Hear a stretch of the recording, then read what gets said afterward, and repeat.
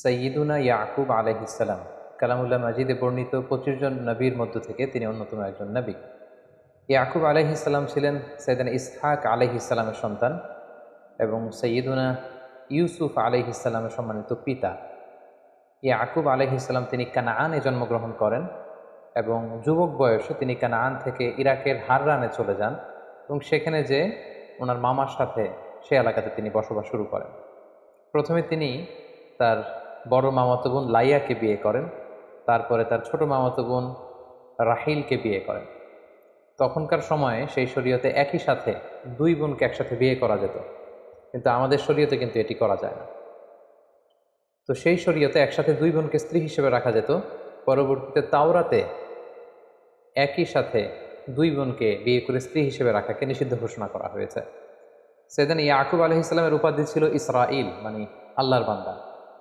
আর ওনার বংশধরদেরকে বলা হয় বানি ইসরাইল। বানি ইসরাইল নামে কালামুল্লাহ মাজিদে একটি সূরা রয়েছে, স্বতন্ত্র সূরা, যেটি কালামে হাকিমের ১৭তম সূরা। আল্লাহ তাআলা কালামুল্লাহ মাজিদের বিভিন্ন আয়াতে বানি ইসরাইলদেরকে অ্যাড্রেস করে অনেক কথা বলেছেন। যেমন সূরাতুল বাকারার ৪০ নম্বর আয়াতে আল্লাহ তাআলা বলেছেন, ইয়া বানি ইসরাইল আযকুরু নি'মাতি আল্লাতী আন'আমতু আলাইকুম ওয়া আউফু বিআহদি উফি বিআহদিকুম ওয়া ইয়্যায়া ফারহাবুন। অর্থাৎ হে ইসরায়েলের সন্তানেরা, অর্থাৎ ইয়াকুবের যে সন্তানেরা বানি ইসরাইল, তোমরা আমি আল্লাহর দেয়া নেয়ামতকে স্মরণ করো এবং আমি যে নেয়ামতকে তোমাদের উপর পরিপূর্ণ করেছি, আমার সাথে তোমরা যে ওয়াদা দিয়েছো, এগুলোকে তোমরা পূর্ণ করো আর আমাকে তোমরা ভয় করো। এভাবে বিভিন্ন আয়াতে আল্লাহ তাআলা বনি ইসরাইলকে অ্যাড্রেস করেছেন। সাইয়েদনা ইয়াকুব আলাইহিস সালামের সর্বমোট ১২ জন পুত্র সন্তান ছিল। ওনার দ্বিতীয় স্ত্রী রাহিলের গর্ভে জন্ম নেন সাইয়েদনা ইউসুফ আলাইহিস সালাম এবং ইউসুফ আলাইহিস সালামের ছোট ভাই বেনিয়ামিন। এ দুজন ছাড়া বাকি সব সন্তানেরা অন্যান্য স্ত্রীদের গর্ভজাত সন্তান। এবং এই ১২ জন সন্তান থেকেই কিন্তু মূলত বানি ইসরাইলের ১২টি যে উপশাখা বা ১২টি গোত্রের কথা আমরা শুনে থাকি, এগুলো বেসিক্যালি ইয়াকুব আলাইহিস সালামের ১২ সন্তানের মধ্য দিয়ে এই ১২টি উপশাখা তৈরি হয়েছে।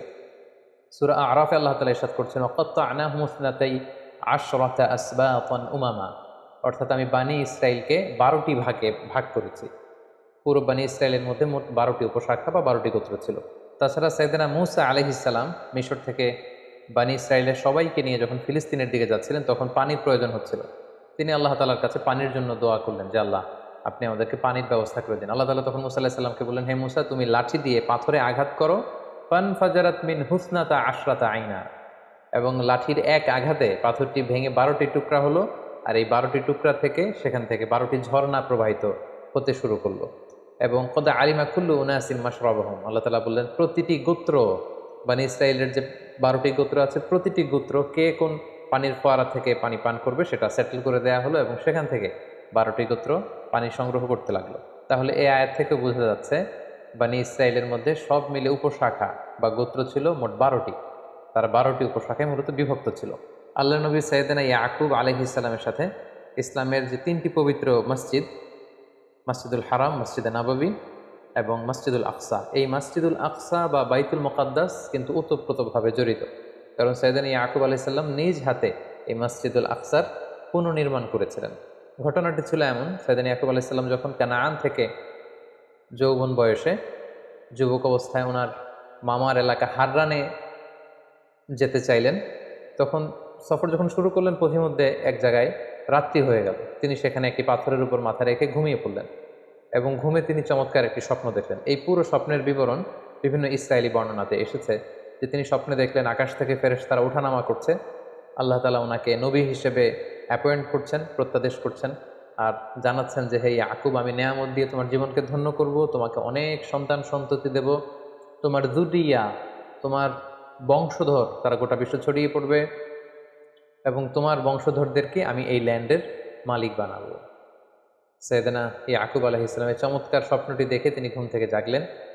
ঘুম থেকে জেগে উনি অত্যন্ত খুশি মনে একটি মানত করলেন। তিনি নিয়ত করলেন যে এই জায়গাটিতে আমি একটি আল্লাহর ঘর বানাবো, একটি ইবাদতখানা বানাবো। এটার নাম তিনি দিতে চাইলেন বাইতুল, মানে বাইতুল্লাহ, আল্লাহর ঘর, যেখানে লোকজন আল্লাহ তাআলার ইবাদত করবে। তিনি মানত করলেন যে এখানে একটি আল্লাহর ঘর বানাবো, পাশাপাশি আল্লাহ তাআলা আমাকে যে রিজিক দিবে, যে রুজি দিবে, তা থেকে আমি 1/10 অর্থাৎ 1/10 আল্লাহ তাআলার রাস্তায় দান করব, যদি হাররান থেকে আমি আবার আমার ভূখণ্ড, আমার জন্মস্থান কানাআনে সহি সালামতে কখনো ফিরে আসতে পারে, আমি এই কাজ দুটি করব। এবং তিনি যেই প্রতিশ্রুতি আল্লাহ তাআলাকে দিয়েছেন তিনি সেটাই করেছিলেন। তিনি এই জায়গা থেকে প্রস্থান করবার সময় এই জায়গাটিকে, এই লোকেশনটিকে যাতে তিনি ভুলে না যান, তিনি পাথরের মধ্যে এক ধরনের চিহ্ন দিয়ে গেলেন। এবং প্রায় ২০ বছর পরে তিনি যখন হাররান থেকে আবার আল্লাহ তাআলার আদেশে কানাআনে ফিরে আসলেন, তিনি তার মানত পূর্ণ করলেন। তিনি ঠিক ওই জায়গাটিতে যেয়ে পাথরের মধ্যে যে তিনি চিহ্ন বা দাগ দিয়ে এসেছিলেন, সেই দাগটি তিনি খুঁজে পেলেন এবং সেখানেই তিনি একটি মসজিদ নির্মাণ করলেন। আর এই মসজিদটি হচ্ছে মূলত বাইতুল মাকদাস বা মসজিদুল আকসা। ইয়াকুব আলাইহিসসালামের এই পুনর্নির্মাণের প্রায় ১,০০০ বছর পর সাইয়েদনা সুলাইমান আলাইহিসসালাম এই মসজিদুল আকসা আবার পুনর্নির্মাণ করেন এবং আজও ইতিহাসের বা কালের সাক্ষী হয়ে এই মসজিদুল আকসা বা পবিত্র মসজিদ আজও ফিলিস্তিনের ওই ভূখণ্ডে এটা রয়েছে। এবং সহিহ হাদিস থেকে আমরা জানতে পারি যে আল্লাহর হাবিব সাল্লাল্লাহু আলাইহি ওয়াসাল্লাম বলেছেন যে মসজিদুল হারাম তৈরির ৪০ বছর পর মসজিদুল আকসা নির্মিত হয়েছে। কে নির্মাণ করেছিল এ ব্যাপারে সুস্পষ্ট কোনো তথ্য জানা যায় না। বলা হয় যে সাইয়েদনা আদম আলাইহিস সালাম নিজেই করেছেন, অথবা আদম আলাইহিস সালামের কোনো সন্তান করেছেন। কেউ কেউ বলেছেন যে পরবর্তীতে ইসহাক আলাইহিস সালাম করেছেন। এবং এই মসজিদটি নিশ্চিহ্ন হয়ে যাওয়ার কারণে স্বপ্নযোগে আল্লাহ তাআলা প্রত্যাদেশ করার মধ্য দিয়ে সাইয়েদনা ইয়াকুব আলাইহিস সালামের হাতে এই ঐতিহাসিক এবাদতখানা বা আল্লাহ তাআলার ঘর বাইতুল মাকদাসকে আবার পুনর্নির্মাণ তিনি করেছেন। শেষ জীবনে সাইয়েদনা ইয়াকুব আলাইহিস সালাম তিনি তার পুত্র ইউসুফ আলাইহিস সালামের নিমন্ত্রণে মিশরে গিয়েছিলেন এবং সেখানে প্রায় ১৭ বছর, অন্য বর্ণনা মতে ২৪ বছর তিনি অবস্থান করেছেন। সাইয়েদনা ইয়াকুব আলাইহিস সালাম ওনার সন্তানদেরকে কি কি উপদেশ দিয়েছেন, বিশেষ করে ওনার ছেলে ইউসুফ আলাইহিস সালামের সাথে ইয়াকুব আলাইহিস সালামের বিভিন্ন কনভারসেশন, আল্লাহ তাআলার কাছে বিভিন্ন ধরনের দোয়া এবং ছেলেদেরকে তিনি কি কি ধরনের উপদেশ দিয়েছেন এ ব্যাপারে খুব বিস্তারিত সূরা ইউসুফে এসেছে। সেখান থেকে কিছু কথা আমি আপনাদের সামনে এখন পেশ করব। যেমন সাইয়েদনা ইউসুফ আলাইহিস সালামকে তিনি চমৎকার একটি স্বপ্নের ব্যাপারে উপদেশ দিয়েছিলেন। তিনি বলেছিলেন, হে আমার ছেলে ইউসুফ, তুমি যে সুন্দর স্বপ্ন দেখেছো এটা কাউকে বলো না। قال يا بني لا تقصص رؤياك على إخوتك فيكيدوا لك كيدا إن الشيطان للإنسان عدو مبين। অর্থাৎ হে ইউসুফ, তুমি যে স্বপ্নটা দেখেছো, স্বপ্নের কথা কাউকে বলতে যেও না, কেননা সবাই তোমার সাকসেস বা সফলতা দেখে খুশি নাও হতে পারে। বিশেষ করে তোমার ভাইদেরকে বলতে যাও না, কেননা শয়তান সবসময় উইসপারিং করা, ওয়াসওয়াসা দেওয়ার জন্য বসে থাকে। তাছাড়া সূরা ইউসুফে আমরা সাইয়েদনা ইয়াকুব আলাইহিস সালামের চমৎকার ধৈর্যের কিছু নমুনা দেখতে পাই। আমরা সেখানে দেখেছি যে ওনার প্রাণপ্রিয় পুত্র ইউসুফ আলাইহিস সালামকে যখন ওনার থেকে সরিয়ে নেওয়া হলো, বিচ্ছিন্ন করে দেয়া হলো, এবং তিনি ইউসুফ আলাইহিস সালামের জন্য কাঁদতে কাঁদতে অস্থির হয়ে পড়লেন, কিন্তু ওই কঠিন মুহূর্তেও কিন্তু তিনি ধৈর্যহারা হয়ে যান। তিনি অত্যন্ত ধৈর্যশীল ছিলেন এবং ওনার বিখ্যাত কথা যে ফা সবরুন জামিল, আমি উত্তম ধৈর্য ধারণ করলাম, এই কথাটি কিন্তু সরাসরি আল্লাহ তাআলা কালামুল্লাহ মাজিদে কোট করেছেন। পাশাপাশি দুর্ভিক্ষের কবলে পড়ে খাদ্যশস্য সংগ্রহের জন্য সাইয়েদনা ইয়াকুব আলাইহিস সালাম ওনার ছেলেদেরকে যখন মিশরে পাঠান, তখন তিনি ছেলেদেরকে সাবধানতা অবলম্বন এবং আল্লাহ তাআলার উপর ভরসা রাখবার জন্য উপদেশ দিয়েছিলেন। এই কথাটিও সূরা ইউসুফে খুব চমৎকারভাবে উদ্ধৃত হয়েছে। ওয়াকালা ইয়া বানিয়া লা তাদখুলু মিন বাবিন ওয়াহিদিন ওয়াদখুলু মিন আবওয়াবিন মুতাফাররিকা। তিনি ছেলেদেরকে বললেন যে, হে আমার সন্তানেরা, তোমরা মিশরের যে খাদ্যশস্য সংগ্রহের জন্য যাবে, তোমরা সবাই মিলে একটা দরজা দিয়ে মিশরে প্রবেশ করবে না, একটা এন্ট্রেন্স বা প্রবেশ পথ দিয়ে তোমরা মিশরে ঢুকবে না। তাহলে তোমাদের চেহারা, তোমাদেরকে একসাথে দেখে সবাই বুঝে ফেলবে যে তোমরা একই এলাকার লোক, কারণ 10 জনই দেখতে কাছাকাছি, প্রায় একই রকম, খুব সুশ্রী সুন্দর, তো তারা তোমাদের ক্ষতি করতে পারে। তো তোমরা এক একজন এক এক প্রবেশ পথ দিয়ে মিশরে প্রবেশ করবে। তাহলে চলতি পথে, জীবনের চলার পথে যে সাবধানতা অবলম্বন করতে হয়, এই শিক্ষাটা বা এই উপদেশ তিনি তার ছেলেদেরকে দিয়েছিলেন। এবং সবশেষে তিনি বলেছিলেন যে আলাইহি তাওয়াক্কালতু আলাইহি ফালিয়াতাওয়াক্কালিল মুতাওয়াক্কিলুন, অর্থাৎ আমি সবসময় আল্লাহ তাআলার উপর তাওয়াক্কুল করি, আর তাওয়াক্কুলকারীদের আল্লাহর উপরই তাওয়াক্কুল করা উচিত। তার মানে তার ছেলেরা খাদ্যশস্য সংগ্রহের জন্য যে মিশরে গিয়েছে, সেখানে যেন সার্বিক পরিস্থিতিতে আল্লাহ তাআলার উপর তারা যেন তাওয়াক্কুল করে, এই উপদেশটি কিন্তু তিনি তার ছেলেদেরকে দিয়েছিলেন। পাশাপাশি আমরা জানি যে ইউসুফ আলাইহিস সালাম যখন পরবর্তীতে কৌশল করে ওনার ভাই বেনিয়ামিনকে নিজের কাছে রেখে দিয়েছেন, তখন ইয়াকুব আলাইহিস সালাম সেই ছোট্ট ইউসুফকে হারিয়েছেন অনেক বছর আগে। তার জন্য কাঁদতে কাঁদতে তিনি অস্থির পাগলপাড়া হয়েছিলেন। আবার তিনি ইউসুফের আপন ভাই বেনিয়ামিনকেও যখন তিনি হারালেন, এরকম কঠিন একটা পরিস্থিতিতেও কিন্তু তিনি হতাশ হয়ে যাননি, তিনি হাল ছেড়ে দেননি, তিনি আশাবাদী ছিলেন। তিনি কতটা আশাবাদী ছিলেন আমরা সূরা ইউসুফ থেকে যদি শুনি, আসাল্লাহু আন ইয়াতিয়ানি বিহিম জামিআ ইন্নাহু হুয়াল আলিমুল হাকিম। অর্থাৎ তিনি বলেছেন, আমি আশাবাদী, আমি এই আশা রাখি যে আল্লাহ তাআলা তাদের সবাইকে আমার কাছে ফিরিয়ে দিবেন। ইউসুফকেও তিনি আমার হাতে আমার কোলে ফিরিয়ে দিবেন, আমার ছেলে বানিয়ামিনকেও ফিরিয়ে দিবেন। আমি আল্লাহ তাআলার উপর ভরসা রাখি, আশা রাখি, আমি আশাবাদী, আমি অপটিমিস্টিক। আমি এখনো আশাহত হইনি, আমি এখনো হাল ছেড়ে দিইনি। এভাবে উনি যে কতটা শক্ত হৃদয়ের, শক্ত মনের, মনোবলের এবং আশাবাদী একজন মানুষ ছিলেন, তার প্রমাণ কিন্তু আমরা সূরা ইউসুফের বিভিন্ন আয়াতে পাই। পাশাপাশি সব শেষে তিনি ছেলেদেরকে উপদেশ দিয়েছেন যে, হ্যাঁ আমার ছেলেরা তোমরা নিরাশ হয়েও না। নিরাশ হওয়া হচ্ছে শয়তানের স্বভাব। তিনি বলেছেন যে, ইয়া বানি ইয়াযহাবু ফাতাহাসসাসু মিন ইউসুফা ওয়া আখি, হে আমার ছেলেরা মিশরে যাও, যে ইউসুফকে এবং তার ভাই বানিয়ামিনকে খুঁজতে শুরু করো। খুঁজলে তোমরা তাদের দেখা পাবে। ওয়ালা তাইয়াসু মির রাউহিল্লাহ ইন্নাহু লা ইয়াইয়াসু মির রাউহিল্লাহি ইল্লাল কওমুল কাফিরুন, হে আমার ছেলেরা আল্লাহর রহম থেকে, আল্লাহর রহ থেকে তোমরা নিরাশ হয়ে যাও না। কারণ আল্লাহ তাআলার রহম থেকে কাফির ছাড়া, অবিশ্বাসীরা ছাড়া কেউ নিরাশ হয় না। এভাবে তিনি নিজেও যেমনি আশাবাদী ছিলেন, ছেলেদেরকেও সবসময় আশাবাদী হতে উৎসাহিত করেছেন। এবং সবশেষে আমরা সূরা ইউসুফে দেখেছি যে দুই ছেলের বিরহে ইয়াকুব আলাইহিস সালাম কাঁদতে কাঁদতে শেষ বয়সে অন্ধ হয়ে গিয়েছিলেন। ওয়াবিয়াদ্দাত আইনা, দৃষ্টিশক্তি তিনি হারিয়েছেন। কিন্তু তারপরেও নিজের দুঃখের কথা মানুষদের তিনি বলে বেড়াতেন না। তিনি নিজের দুঃখের কথা, মনের কথা, কষ্টের কথা সবসময় আল্লাহ তাআলার কাছে শেয়ার করতেন। এবং তিনি বলতেন যে, ইন্নামা আশকু বাসি ওয়া হুজনি ইলাল্লাহ, আমি আমার দুঃখ, যন্ত্রণা, যাতনা সবকিছু আল্লাহ তাআলার সাথে শেয়ার করি। অবশেষে সাইয়েদানা ইয়াকুব আলাইহিস সালামের জীবনে এই দীর্ঘ পরীক্ষা শেষে আল্লাহ তাআলা ইউসুফ আলাইহিস সালামকে সাইয়েদানা ইয়াকুব আলাইহিস সালামের কোলে তিনি পাঠিয়ে দেন। এবং বাবা এবং ছেলের মিলিত হবার সে দৃশ্য যে কত সুন্দর ছিল, তারা কিভাবে যে একে অপরের সাথে মিলিত হয়েছেন, এই কথাগুলো কালামুল্লাহ মাজিদের সূরা ইউসুফে খুব চমৎকারভাবে স্থান পেয়েছে। এবং সপরিবারে সাইয়েদানা ইউসুফ আলাইহিস সালাম, ইয়াকুব আলাইহিস সালাম এবং ওনার বংশের সবাইকে তিনি ইজিপ্টে ইনভাইট করেছেন। এবং পুরো ফ্যামিলি একসাথে তারা ইজিপ্টে ওনাদের happy reunion of the family, পুরো ফ্যামিলি মেম্বার্স তারা সবাই একে অপরের সাথে মিলিত হয়েছেন। এবং খুব চমৎকার একটি এন্ডিংয়ের মধ্যে দিয়ে সূরা ইউসুফে সাইয়েদানা ইয়াকুব আলাইহিস সালামের জীবনের শেষ দিকে কী কী ঘটেছিল এই ব্যাপারটিও চমৎকারভাবে উল্লেখিত হয়েছে। সম্মানিত শুধু সাইয়েদানা ইয়াকুব আলাইহিস সালাম সবসময় তাওহীদের দাওয়াত দিয়েছেন। কানাআনে বিস্তৃত কানাআন অঞ্চলে তিনি তাওহীদের দাওয়াত দিয়েছেন। ছেলে মেয়েদের সবাইকে, যেহেতু উনি হচ্ছেন ইসরাইল, ওনার উপাধি ইসরাইল, আর ওনার বংশধরদের নাম হচ্ছে বানি ইসরাইল। এবং আমরা জেনেছি ইতিমধ্যে যে ওনার 12 জন সন্তান ছিল, তাদের অনেক সন্তান, সন্ততি, নাতি নাতনি, বিশাল একটি গোষ্ঠীর তিনি জনক ছিলেন। ফলে তাদের সবাইকে তিনি তাওহীদের, রিসালাতের এবং আখিরাতের দাওয়াত দিয়েছেন। তাওহীদের শিক্ষা, রিসালাতের শিক্ষা, আখিরাতের শিক্ষা কিন্তু ছেলে মেয়ে এবং পুরো বংশধরদের সবার মাঝে তিনি রোপণ করে দেওয়ার চেষ্টা করেছেন।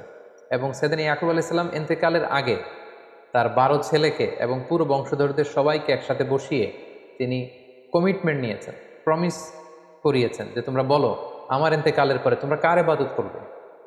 আমার জীবদ্দশায় তোমরা যেমনি এক আল্লাহ তাআলার ইবাদত করো, আল্লাহ ছাড়া কারো সামনে মাথা নত করো না, আমি চলে যাওয়ার পরেও কি তোমরা সে আল্লাহর ইবাদত করবে? আমাকে কথা দাও, আমাকে ওয়াদা করো। এবং এই কথাটি আল্লাহ তাআলা সূরাতুল বাকারার 133 নম্বর আয়াতে চমৎকারভাবে বলেছিলেন যে, ইয ক্বালা লিবানিহি মা তা'বুদুনা মিন বা'দি।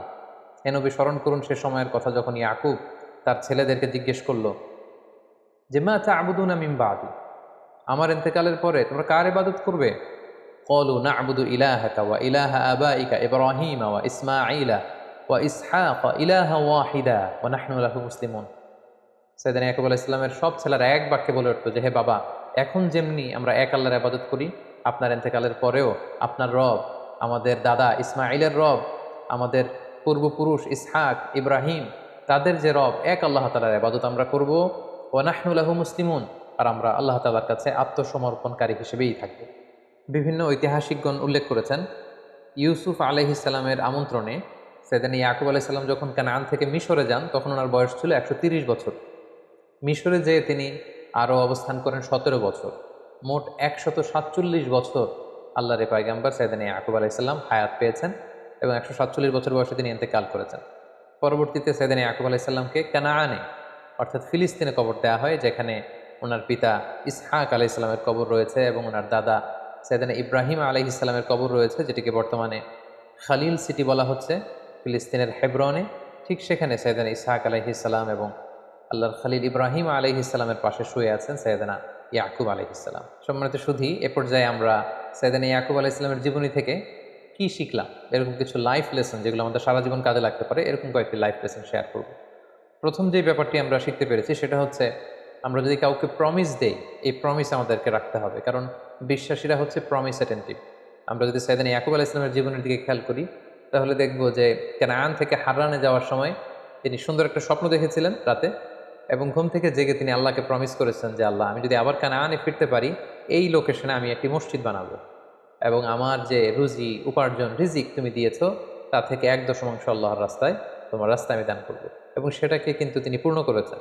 20 বছর পরে আবার হাররান থেকে তিনি যখন কানানে ফিরে এসেছেন, তিনি নিজ হাতে ঠিক ওই জায়গাটাতে যেখানে তিনি পাথর দিয়ে চিহ্ন এঁকে দিয়েছিলেন, ওই জায়গায় একটি মসজিদ তিনি নির্মাণ করে তিনি তার কথা রেখেছেন, এবং আজীবন তিনি তার উপার্জিত সম্পদের মধ্যে থেকে 1/10 আল্লাহ তাআলার রাস্তায় দান করেছেন। তাহলে আমরা বুঝলাম যে মানত যদি আমরা করি, এটাকে পূর্ণ করতে হয়। আমরা যদি কাউকে প্রমিস দেই, আমরা যদি কথা দেই, আমরা যেন আমাদের কথা রাখি, এবং এটাই নবীদের শিক্ষা। দ্বিতীয় যে ব্যাপারটি আমরা শিখি সেটা হচ্ছে, সাইয়েদনা ইয়াকুব আলাইহিস সালাম ছিলেন এ রোল মডেল অফ ফাদার। একজন আদর্শ পিতার কীরকম বৈশিষ্ট্য থাকতে পারে সেটা আমরা দেখেছি সূরা ইউসুফে, যে ওনার একটা ভিন্ন ধরনের প্যারেন্টিং স্টাইল ছিল। আমরা সূরা ইউসুফের বিভিন্ন জায়গায় দেখেছি যে তিনি, ইয়াকুব আলাইহিস সালাম, ওনার সন্তানদেরকে বিভিন্ন সময় যাকে যখন যে ধরনের উপদেশ দেওয়া দরকার, ঠিক সে ধরনের উপদেশ কিন্তু তিনি দিতেন। তিনি ইউসুফ আলাইহিস সালামকে এক ধরনের উপদেশ দিয়েছেন, বানিয়ামিনকে তার মতো করে উপদেশ দিতেন, এবং অন্যান্য বাকি 10 জন ছেলেকেও নানা সময় নানা ধরনের উপদেশ দিতেন, যেটাকে বলা হয় আত-তারবিয়া আল ইসলামিয়া। সন্তানদেরকে ইসলামী তারবিয়াত, ইসলামী আখলাকের মধ্য দিয়ে বেড়ে ওঠানোর জন্য, তাদেরকে গঠন করবার জন্য বাবার পক্ষ থেকে এই ধরনের প্যারেন্টিং, গুড প্যারেন্টিং, যেখানে ইসলামী তারবিয়া থাকবে, ইসলামী টিচিং থাকবে, ইসলামিক লেসন থাকবে, এবং ইসলামিক পার্সপেক্টিভ থেকে বিভিন্ন ধরনের উপদেশ থাকবে, সেটি কিন্তু আমরা সাইয়েদনা ইয়াকুব আলাইহিস সালামের জীবনী থেকে দেখতে পাই। 3 নম্বর যে শিক্ষাটি আমরা পাই সেটা হচ্ছে আনশেকেবল ট্রাস্ট অন আল্লাহ। আল্লাহ তাআলার উপর ওনার দৃঢ় বিশ্বাস সবসময় ছিল। তিনি যত বিপদেই পড়েন না কেন, যতই তিনি চিন্তিত বা বিচলিত হন না কেন, সবসময় তিনি আল্লাহ তাআলার উপর ট্রাস্ট রেখেছেন। তিনি বলতেন যে ইন্নামা আশকু বাসি ওয়া হুজনি ইলাল্লাহ, আমি আমার দুঃখ, কষ্ট, যন্ত্রণা আমি আল্লাহ তাআলার সাথে শেয়ার করি। সম্মানিত শুধু আমরা জানি যে আমাদের জীবনে অনেক আপস অ্যান্ড ডাউনস থাকে, জীবনের ওঠানামা এটা থাকবেই, দুঃখ কষ্ট। ইন্নামা আল উসরি ইউসরা, কষ্টের সাথে স্বস্তি থাকে, স্বস্তির সাথে কষ্ট থাকে, এই দুঃখ কষ্ট এটা থাকবেই। কিন্তু আমাদের জীবনে দেখা যায় যে আমাদের জীবনে কোনো কষ্ট বা দুঃখের সম্মুখীন আমরা হলেই, কোনো সমস্যা হলেই সর্বপ্রথম আমরা সেটা ফেসবুকে শেয়ার করে দিই, সর্বপ্রথম সেটা আমার বন্ধুর সাথে আমি শেয়ার করি, অন্যান্যদের সাথে শেয়ার করি। যে নবীদের অভ্যেস ছিল, ওনাদের জীবনে কোনো কষ্ট দুঃখ আসলে সর্বপ্রথম ওনারা আল্লাহ তাআলার সাথে শেয়ার করতেন, কারণ তিনিই পারেন আপনাকে বিপদ থেকে উদ্ধার করতে, আল্লাহ তাআলাই পারেন আপনাকে এই মুসিবত থেকে রেহাই দিতে। তাই সাইয়েদনা ইয়াকুব আলাইহিস সালামের জীবনী থেকে আমরা শিখতে পারি যে আমরা আমাদের সমস্যা জীবনে যখন আসবে, যখন ফেস করব, তখন কখনো যদি বিপদে আমরা পড়ি, সর্বপ্রথম বন্ধুর সাথে শেয়ার করার আগে, ফেসবুকে শেয়ার দেওয়ার আগে আমরা সর্বপ্রথম আল্লাহ তাআলার সাথে শেয়ার করব। 4 নাম্বার যে শিক্ষাটি আমরা সাইয়েদনা ইয়াকুব আলাইহিস সালামের জীবনী থেকে পাই সেটা হচ্ছে ধৈর্য ধারণ করা, passions. A true Muslim always remain passionate. আমরা জানি একজন প্রকৃত বিশ্বাসী সবসময় ধৈর্যশীল হয়, এবং আল্লাহ তাআলা বলেছেন যে ওয়াবাশশিরিস সাবিরিন, হে নবী, আপনি বিশ্বাসীদেরকে, যারা ধৈর্যশীল, এরকম বিশ্বাসীদেরকে আপনি সুসংবাদ দান করুন।